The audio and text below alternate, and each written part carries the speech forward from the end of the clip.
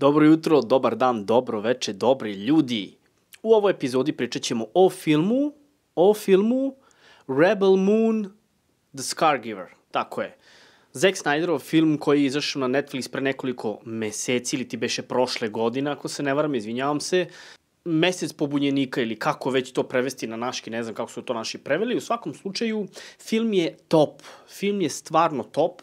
Preporučujem da pogledate prvi deo. Drugi deo, ne tako, 5,2 je ocena od 10, tako da kažemo ima tu neku kao srednju vrednost, moglo da bude bolje. Zack Snyder je inače dobar, ne znam šta se desilo ovaj put, ali pokušavajući da napravi jednu franšizu, on je drugi deo malo ne tako zanimljiv drugi deo, malo ga je usruga, brate.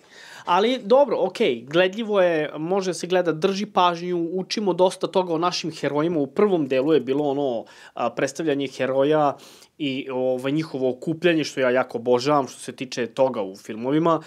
Zatim, u drugom delu pričamo o tome kako se stvorila jedna vojska, kako su nastali u stvari ti borci i zašto će oni početi da se bore, šta će oni da traže u stvari. Tražit će, kao što smo videli na kraju filma, tu malu princezu, znači oni će početi potragu za tom malom princezom koju je ona glavna glumica u oba dela koju ste mogli da vidite sa kratkom kosom. Ona je ubila tu malu princezu jer je tako bilo naređeno od strane onog nekog pukovnika koji je nju usvojio i bla bla bla bla bla, da vam ne pričam nešto što ste već gledali. Ako niste gledali, preporučujem da pogledate jer ja sa ovim rečenicama nisam ništa previše otkrio, samo jednostavno jednu malu scenu koja nije toliko bitna za film i za praćenje uopšte ove franšize, jel?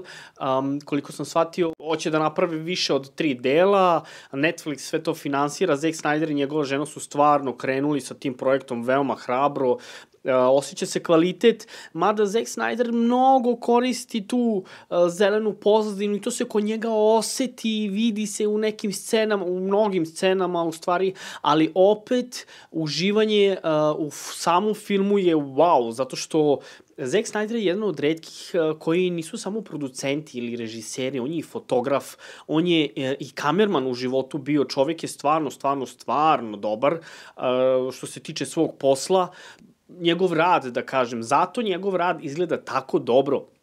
Ja sam udušio njegovim filmovima i obožavam njegove filmove i preporučujem ih vrlo toplo da ih odgledate. Army of the Dead ili ti Watchmen, Justice League, Liga pravde, ljudi, o čemu pričamo? Netflix inače želi da finansira tu njegovu trilogiju i on je spreman na to čim bude Netflix napravio ugovor sa Warner Brothers. Ne znam da li ste čuli za to, ali Netflix se snažno bori da se završi ta franšiza što se tiče Justice League, to je Lige pravde, Superman, Batman i tako dalje. Naravno da su glumci spremni da rade sa Zack Snyderom, zato što Zack Snyder je jednostavno jedan porodičan čovek koji vrlo rado pozove svoje glumce u svoju kuću na ručak porodični. On stvarno dobar lik, mnogo toga sam dobro čitao o njemu.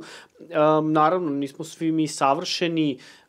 Kao što ste i čuli, ćerka mu je preminula, izvršila je u stvari samoubistvo pre nekoliko godina, ali u svakom slučaju preporučujem sve jedan njegov film, pa i ovaj Rebel Moon, i spremite se za treći deo, mislim da će treći deo da otkine, iako je drugi bio dosta slab.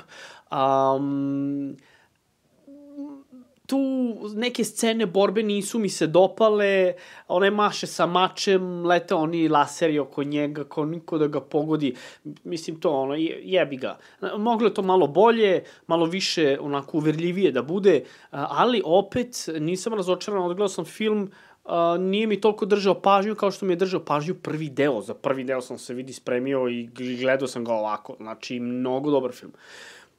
Kao što smo i rekli, Zack Snyder, Rebel Moon, The Scargiver, preporučujem u svakom slučaju da odgledate, nećete ništa izgubiti, ali krenite od prvog dela ako niste, brutalan film, stvarno brutalan film. U sledećoj epizodi ćemo da gledamo novi trailer od Deadpoola.